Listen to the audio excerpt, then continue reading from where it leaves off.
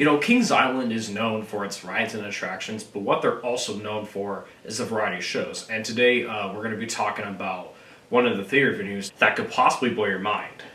And this is basically a fun video that I would like to do, but it is also somewhat a conspiracy theory and a little bit of pros and cons. I believe there is something that prevents one of Kings Island's theater venues, the Kings Island Theater, from operating in the fall for sinister shows that would perform in the venue during Halloween Haunt. And this is something that's kind of serious in the entertainment industry that needs to be changed, and I think other parks that have other theater venues that are similar to the KI Theater should do the same thing, even though one of them had already broke some sort of curse. And speaking of curse, there is something that I believe the Kings Island Theater has been suffering from, and it needs to change through the transition of the Six Flags merger. So let's dig deeper into what has been preventing the KI Theater from having the haunt shows most of the time, how they used to do it, and what I think they should do in the future.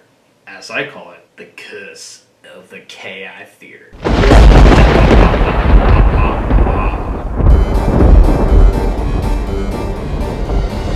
When the venue first opened in 1976, it was originally known as the American Heritage Music Hall. It offered Broadway shows, ice shows, etc. And it was built and designed by this guy. I forgot his name, but I saw some information on the Kings Island app before it got updated that the guy that built the KI Theater was either a student at the College Conservatory of Music at UC or someone that founded CCM itself. It used to perform not only during the summer seasons, but also during the fall, even before Haunt came in. It was even open during the days of Winterfest, as they had shows like Santa's Toy Factory, for example. It kind of has always been that way for the holiday seasons, where the theater itself would be open during the summer and Christmas seasons. Speaking of summer, they used to have shows performing during that entire season, from like Memorial Day through Labor Day, and unfortunately the Labor Day endings for each run of the show got cut off a long time ago. But one thing that hasn't been speculated or theorized is how the venue used to operate for any show during the fall events, and they did. The Kings Island Theater used to offer shows during the Halloween season, possibly in the 70s and 80s, and officially in the 90s and 2000s. They even continued the tradition of offering shows in the venue throughout the fall when the American Heritage Music Hall became the Paramount Theater, as part of the ownership transition to Paramount in the 90s. And there was no issue about it, while its theater venue offered as much entertainment as it could, even while offering the Paramount-related shows. They even had it operating during Fearfest in the 2000s, though they didn't do as much shows for the fall event that decade, as they had a couple mazes in the venue, but they resumed the tradition with the Friday the 13th attraction in 2004. And even in 2006, they brought in Monster Bash, a new sinister show in the Paramount Theater at the time. And when Fearfest transitioned to Halloween Haunt in 2007, they brought in another sinister show called Torture Chamber, which was more of an interactive illusion show rather than the previous show that performed at the venue a year prior.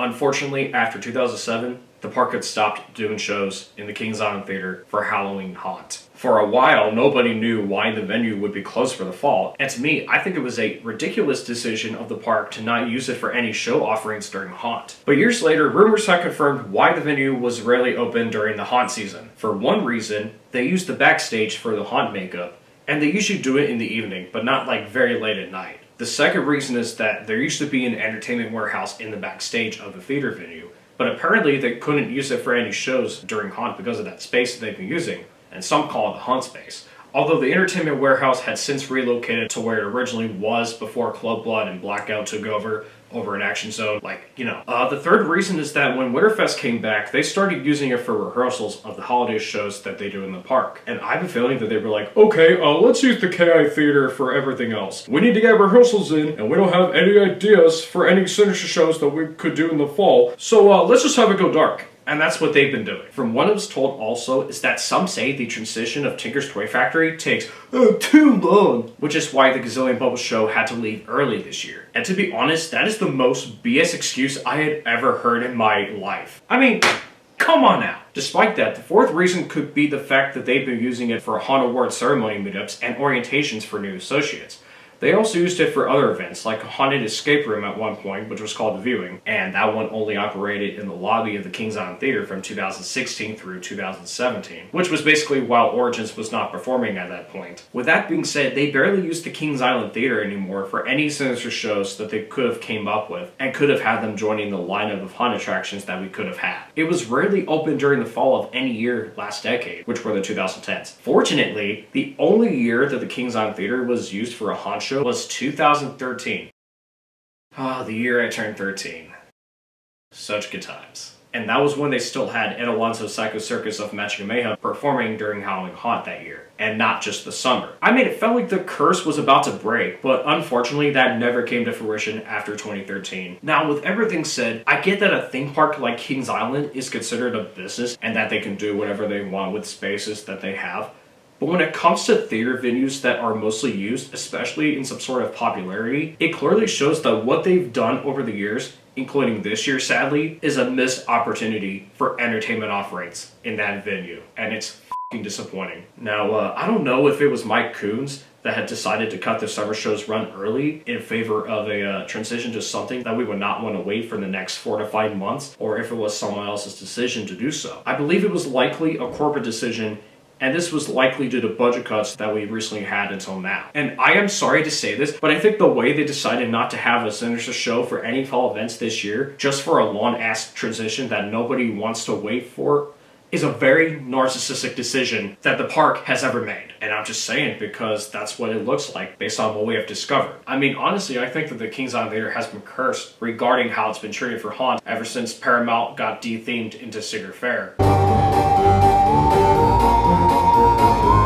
You know, Kings Island is not the only one that suffers this type of curse. There also have been other parks that had their theater venues operating for Sinister shows in the fall, not just the summer or winter. For example, King's Dominion and Carowinds had this one show performing in the park called Eternal Damnation, which was one of the Sinister shows that Cedar Fair had in the early 2010s, even late 2010s for a couple parks. And it used to be at Cedar Point and Dorney Park as well. However, though, it never performed at any other parks, and sadly, Kings Island was one of them. To be honest, we are not sure why Kings Island did not give Eternal Damnation an opportunity to perform at the KI Theater last decade, even before Ed Alonso and the Cirque shows came along, nor do we know why. Sinner's Lounge performed for a couple of years in the Canterbury Theater, Canada's Wonderland, which at the time used to be called the Wonderland Theater, performing from 2017 through 18. And even Ed Alonso performed at the Great America Theater during the fall, and that the theme park itself was closing in about a decade or so.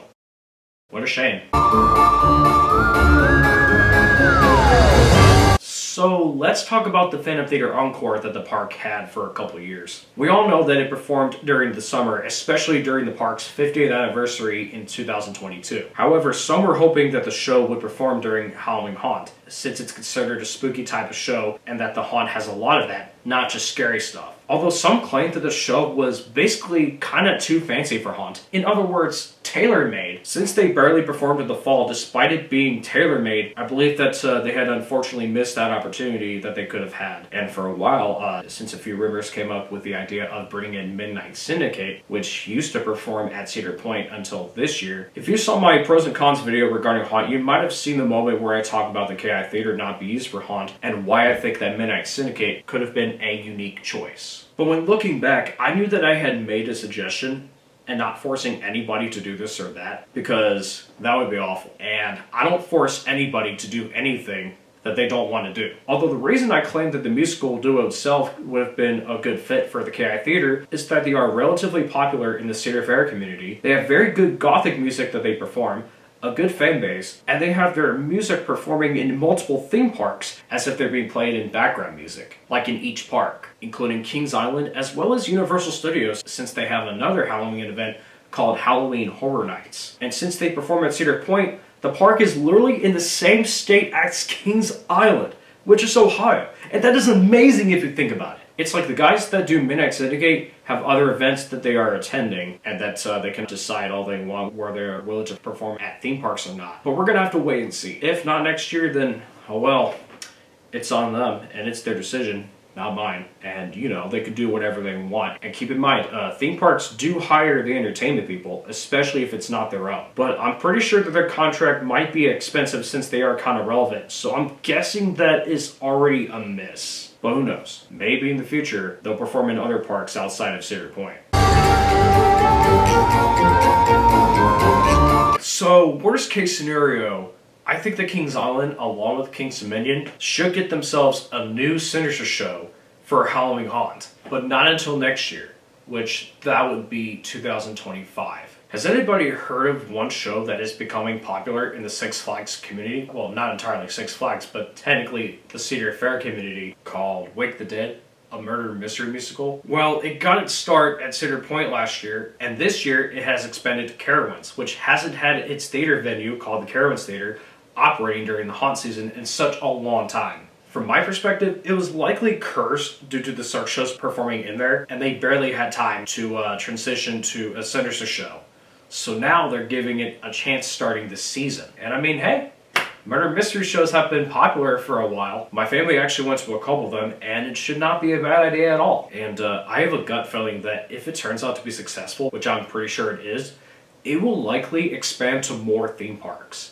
And Kings Island could be the best fit for it. Now, I know that we have a Scare Zone Pumpkin Eater that is now going to be located at the theater's pathway, but what if the new location of Pumpkin Eater doesn't do well in that new location? What if they decide that, hey, let's bring in a Sinister show, we don't want that Scare Zone here anymore, just put it back in Rivertown? I mean, they basically kind of had a Scare Zone around the area when they had an Alonzo performing during Haunt in 2013, but that was during the days of Nightmare Alley. Despite that, I think Kings Island should give Wake the Dead a try for like 2025. And King's Dominion should do the same thing, like I said. They're actually about to reopen the King's Dominion Theater next year for King's Dominion's 50th anniversary celebration, and that's basically something to think about for next fall. If this becomes true, then this could mean one thing. They would still have to do orientations before Haunt and rehearsals for Winterfest, like in November, even after Haunt. But bringing in an interactive murder mystery show for adults in the Haunt community would be something. Because if the park decides to use the Kings Island Theater again, this could mean that, that the curse that it has had for 16 years will be lifted. So let's get our voices heard. So yeah, guys, that is basically my theory regarding the curse of the Kings Island Theater. Hopefully that obnoxious curse will be broken by next year if Kings Island decides to use it for the fall and not have it unused. But hey, you know what they say. Never say never. Oh, sorry guys, I'm just kidding. Let's keep our fingers crossed and get our voices heard like I said before. Be sure to like and subscribe, and I will see you guys in the next video. Until then, this is me, Byron, signing off. Peace.